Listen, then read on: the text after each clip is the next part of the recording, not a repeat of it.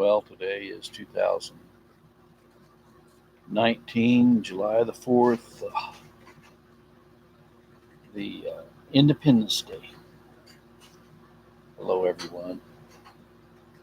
Now, I don't know if Facebook and YouTube are working or not. Yesterday evening, people could not hear or see me or they could see me, but they couldn't hear me on Facebook. And then YouTube did not save my file yesterday, so there's a lot of glitches going on right now. Um, so I'm not sure what's going on with Facebook and YouTube. I don't know. Ashley, are you able to hear me this morning on Facebook? Good to see you, brother. Um, it's interesting because it appears my Facebook is working fine, but other people last night could not see it, so they had to go over to YouTube. Um, so I don't know whether it's working or not. Anyway, the history of the United States is very interesting. Uh, there's a fella, he's a nationally known figure, he's written books and everything, and his name is David Barton. David Barton is an Arminian, and he's tried to rewrite history to show that everything about the United States is Christian. Well, everything about the United States is not Christian. Well, I'm glad to know it's okay now. I appreciate you giving me the feedback. It's kind of strange when you're broadcasting and you wonder if you're just talking to the air. But anyway, David Barton has tried to portray that we are a Christian nation founded on Christian principles. And that just simply is not the case. Uh, if you go into history and you start studying history, you'll find that the Declaration of Independence and the Constitution is a Catholic document, a universal document, a document which denies the sovereignty of God, a document which proclaims that uh,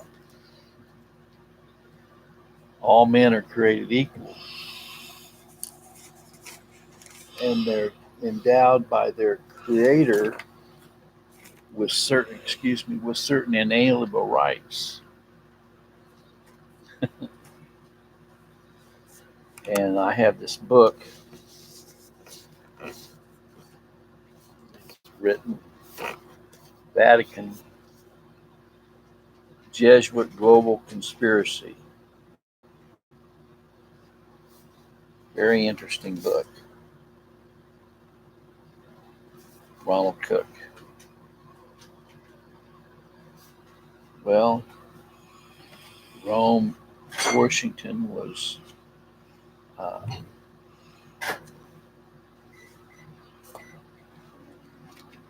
laid out just a lot like Vatican. A lot like Vatican. Welcome aboard, Wes Jacobson. And if you want to do a study about the leaders of this country, you might want to study the Carroll family. You might find that very interesting. They're the ones that started Georgetown University. And welcome aboard, Brock Morgan. The Carroll family were Jesuits. And First Catholic Church was established in Maryland. And that's why it was called that, Maryland. Not Maryland, Maryland. I want to just read just a little blip for you. Um, Inside the House of Representatives are the busts of two Roman Catholic popes. And not just any two popes, but the two men responsible for founding the Great Inquisition, a movement unlike any other horror recorded in the history of mankind. Worse than the Holocaust of World War II, for it gripped all of Europe with terror for nearly 600 years. Yet in 1949 and 50, a series of relief portraits over the gallery doors of the House chamber were added to the interior of the U.S. Capitol that was intended to depict historical figures noted for their work in establishing the principles that underlie American law. Men like Thomas Jefferson and George Mason are to be found on the list, which makes sense to most students of history. And with them are a host of others, at least some of whom seem acceptable. But in the midst of this collection, we find Pope Innocent III, and with him Pope Gregory IX, two of history's most wicked figures, arguing that these men fully influenced a government that is dedicated to the cause of human freedom. This requires a twisted imagination, seeing that they were both involved in the Great Inquisition, which killed over 50 million people.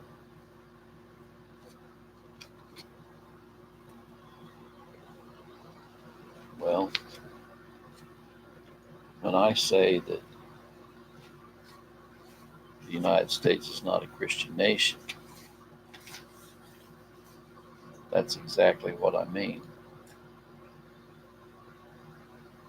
I've come to understand that Judeo-Christian really means Judeo-Catholic. Judaism and Catholicism. And even though sometimes they seem to be opposed to each other, they're really in the same camp. They're both of the Luciferian doctrine.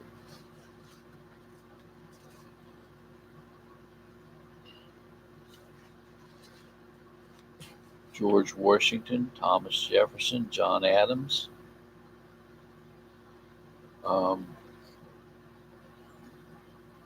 Benjamin Franklin,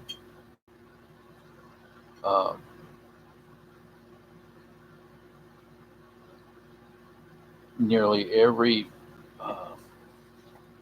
body recognizes these as founding fathers, framers of the Constitution, heroes of the Revolutionary War. But all of these had already been influenced by the lies of the Masonic Lodge. Thomas Jefferson, who authored the Constitution, was very much influenced by the Masons. And there were a great many more founding fathers. Even though the names of the Carroll family are not very well recognized, the only Catholic signer of the Declaration of Independence was Daniel Carroll, and Daniel's brother John Carroll, who became America's first Catholic bishop. Charles Carroll was the most illustrious and best known of the Carrolls. He was the only signer whose property was mentioned in the Declaration of Independence.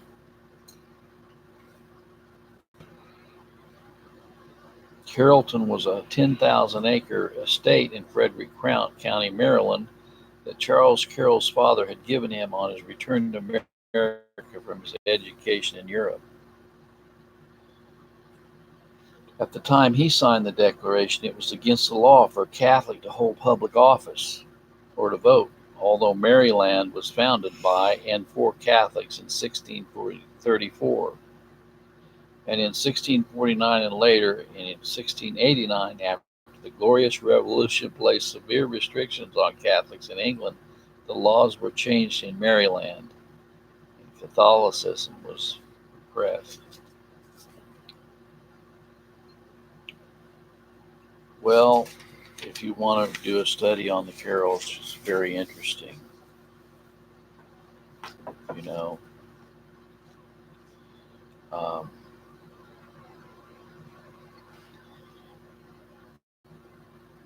Daniel Carroll was the member of the Continental Congress. He later became a member of the uh, First United States Congress. He was also served up to the time of his death in the Senate in Maryland. And he was appointed by George Washington as one of the first 3 commissioners of the new federal city that is now known as the District of Columbia. John Carroll was his younger brother, and he was educated as a Jesuit.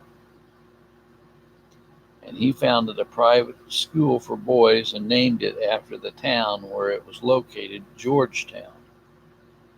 And we know that Georgetown went on to be one of the largest and most renowned Jesuit universities in the United States.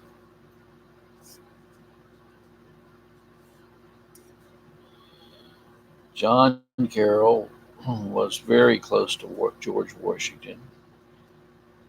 He wrote a prayer at the time of Washington's inauguration asking God's blessing on the President and Congress and government of the United States. George Washington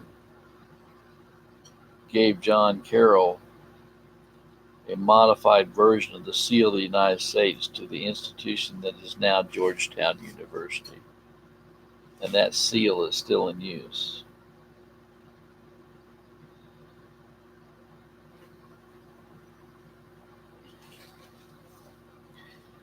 Well, it's true that there were a lot of people that were protesting Roman Catholicism in the United States.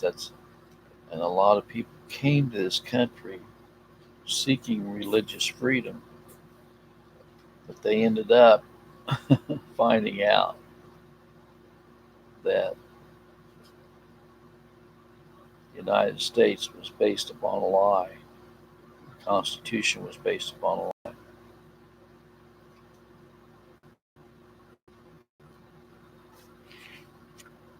All men were not created equal. All men were created, but they're not created equal. And they are not endowed by their Creator with certain inalienable rights. Man is born into this world, born and conceived in sin. And according to the Bible, he deserves nothing more than hell, eternal damnation. He was told in the Garden of Eden, in the day you eat of it, the tree of knowledge of good and evil, in the day you eat of it, you shall surely die. And all men are born and conceived in sin. And apart from the grace of God, there is no freedom. Everybody's declaring liberty and freedom and justice for all. Listen, the only liberty is in Christ. That's the only liberty. The Bible tells us that if the Lord shall make you free, you shall be free indeed. Freedom is not found in a document. Freedom is not found in the signing of a Declaration of Independence. Freedom is found in the imputed righteousness of Jesus Christ. And we're going to be talking about that a little bit more tonight on our broadcast at 5 o'clock. But there has been a lot of lies perpetrated about the United States and its founding documents. The Bill of Rights. I've heard many people say, well, our rights come from God. No, we have no rights. That's the problem. We think we have rights.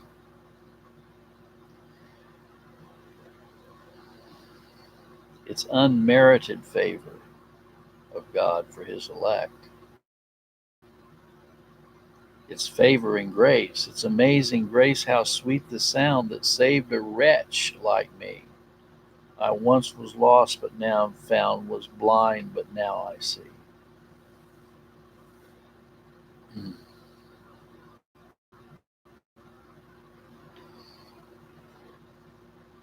I've heard people say our rights come from God. No, amazing grace comes from God. Imputed righteousness comes from the perfect sacrifice of Jesus Christ. People say, well, what about common grace? Common grace doesn't exist. That's a made up term. Well, people say, well, but he reigns on the just and the unjust. Yeah, that's reign. That's reign.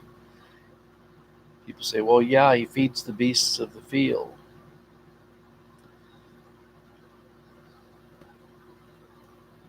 The Bible says that there are two kinds of people on the face of the earth.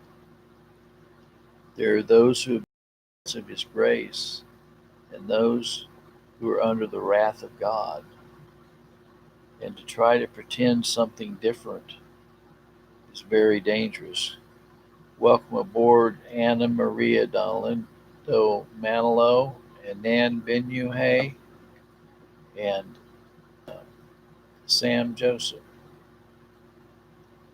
And anyone else that has joined us that I can't see you on the screen, welcome aboard. There is no power but God. The United States government thinks they're so almighty powerful because they are one of the strongest nations in the world militarily. The state of Israel has the same kind of ideas. But God is the one who allows kingdoms to rise and fall.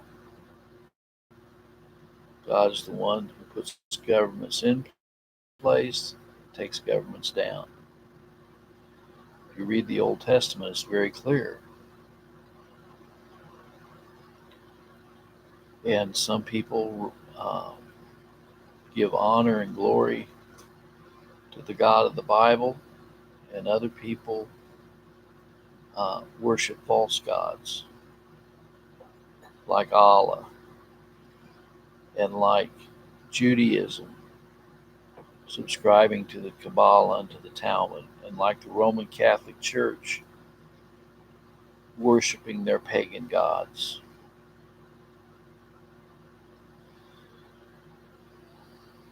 Jesus Christ is the King of Kings and the Lord of Lords. He's the Prince of Peace. He is the Alpha. He is the Omega. He is the beginning and the end. So today, there's going to be a lot of idolatry. A lot of people are going to spend a lot of money on fireworks and thinking they are being a patriot to the United States. The United States is an evil government that has literally murdered millions of people, gone into third world countries and destroyed lives in the name of freedom, ravished and raped countries of their financial resources, and supported a evil and corrupt state of Israel who has spit in the face of Jesus Christ. and has mocked his name and upheld the oral traditions of men.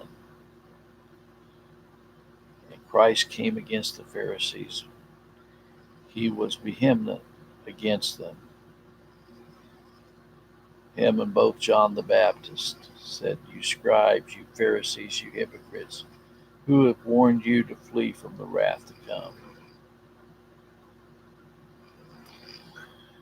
And God's judgment is upon this nation for its reinforcing homosexuality and perversion. You can believe it. As it was in the days of Noah, so shall it be, coming of the Son of Man. They will be eating and drinking, marrying and giving in marriage, until Noah entered into the ark. And the flood came and took them all away. There were 8 souls saved by water. God has his remnant.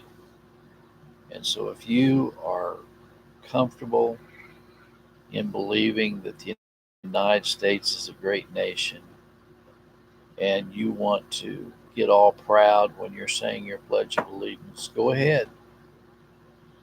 You know, you might as well be saying, "I pledge allegiance to the fags."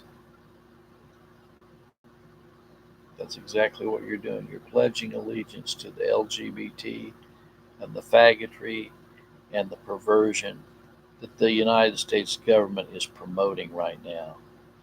Case in point, what about all of these rainbow flags that are going up throughout the United States? I pledge allegiance to the fags of the United States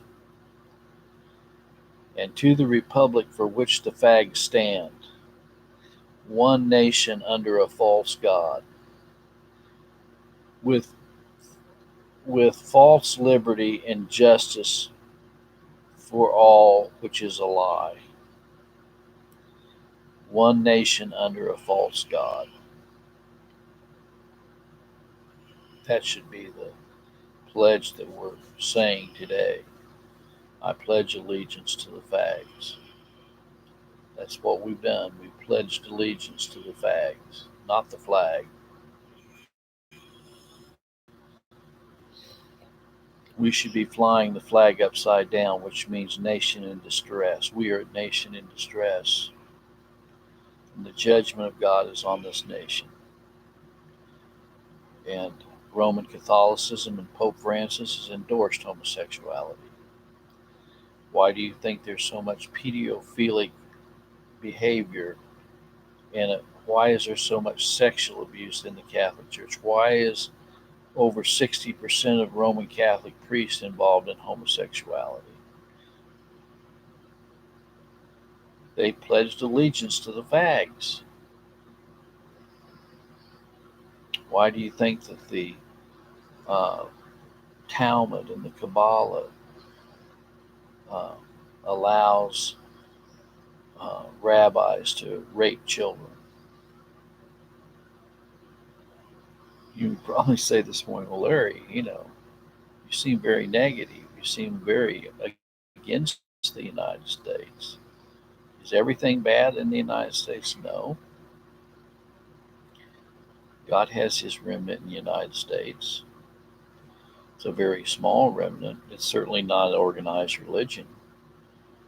You have your name out in front of a church as public worship, you've already drunk the Kool-Aid. You've already drunk the Kool-Aid. God's church is underground. Because if you're publicly announcing all people are welcome here,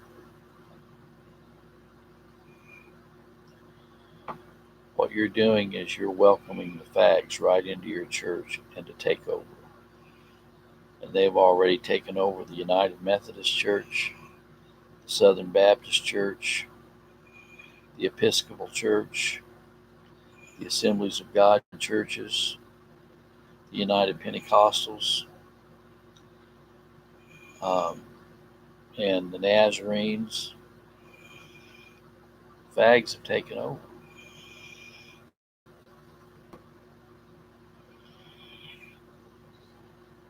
What does Romans 1 say about it? He said they worship the creature more than the Creator, who's blessed forever. Amen. He says he will turn them over to a reprobate mind to do those things which are unseemly. And that's what they've done. Now they can go into a church and demand that they can be members of the church regardless of their perverted lifestyle.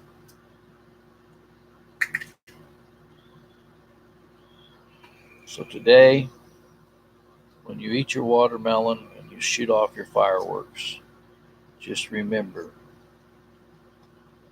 and the next time you say the Pledge of Allegiance, remember the Pledge of Allegiance to the flag, to the fags. Let's think on these things today. Come out from them and be separate. All you ecumenists out there, all you ecumenical people who are joining with Rome and going to saying you're against abortion and locking hands with Roman Catholics,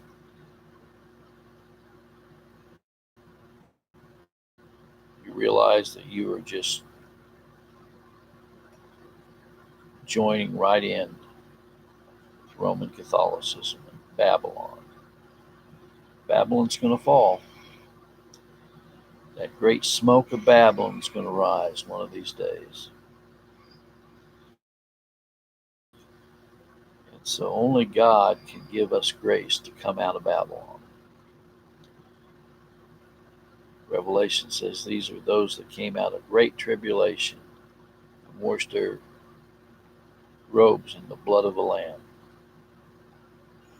and loved not their lives unto death.